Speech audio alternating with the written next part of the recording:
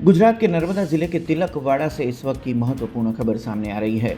नर्मदा और मेण नदी के संगम स्थल पर ऐतिहासिक मढ़ी आश्रम क्षेत्र में भारी बारिश और नदियों के प्रचंड बहाव के कारण बड़े पैमाने पर जमीन और मिट्टी का कटाव हुआ है।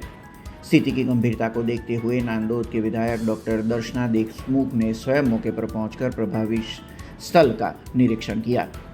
दौरे के दौरान विधायक डॉक्टर दर्शना देशमुख ने आश्रम के संचालकों, संतों और स्थानीय ग्रामीणों के साथ एक विशेष बैठक की और उनकी समस्याओं को बेहद ध्यानपूर्वक सुना।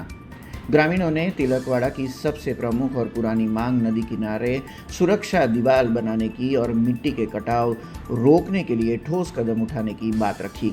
इस पर विधायक ने ग्रामीणों को भरोसा दिलाया कि इस गंभीर समस्या का जल्द से जल्द स्थायी समाधान निकाला जाएगा। विधायक डॉक्टर दर्शना देशमुख ने नदी तट पर रहने वाले सभी नागरिकों और आश्रम में रहने वाले श्रद्धालुओं से अपील की कि बारिश के इस मौसम में नदी के तेज बहाव के पास न जाए, गैर जरूरी यात्रा से बचे और जिला प्रशासन द्वारा जारी अलर्ट और दिशा निर्देशों का सख्ती से पालन करें।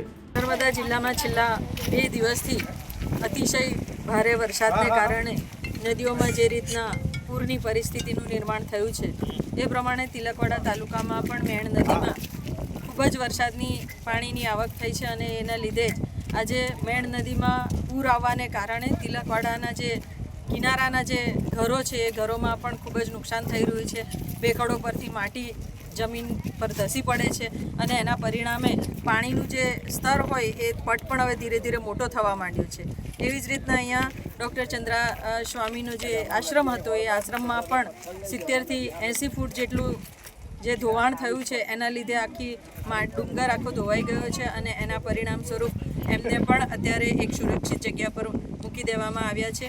અને આ કિનારાની ઘણા ઘરો એવા છે કે જ્યાં આવનારા દિવસોમાં જો અહીંયા આપણે કોઈ પ્રોટેક્શન દિવાલનું निर्माण ના કરીએ તો એ લોકોના પણ નુકસાન થવાની સંભાવના રહેલી છે।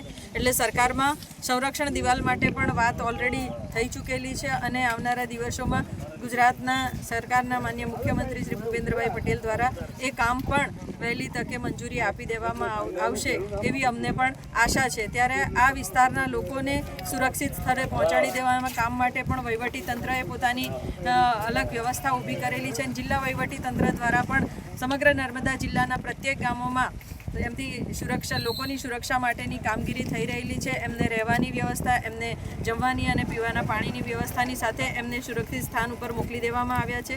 ત્યારે આ વિસ્તારના લોકોની સુરક્ષા માટે વહીવટી તંત્રની સાથે ગુજરાત સરકાર પણ એટલી જ અડીખમ ઊભી છે। ત્યારે આવનારા દિવસોમાં અહીંના લોકોને વધુ નુકસાન ન થાય એની ચિંતા પણ અમે કરી છે। ત્યારે આવનારા દિવસોમાં એમની આ ચિંતાનું નિવારણ થઈ જાય એ માટેના તમામ પ્રયત્નો અમારા તરફથી પણ થઈ રહેશે। અને અહીંયા સમાજસેવી સંસ્થાઓ છે, ધાર્મિક સંસ્થાનો છે, આ બધા જ લોકો तिलकवाड़ा तालुकाना लोकोने माटे पण खड़े पगे बधा उभा रह्या छे।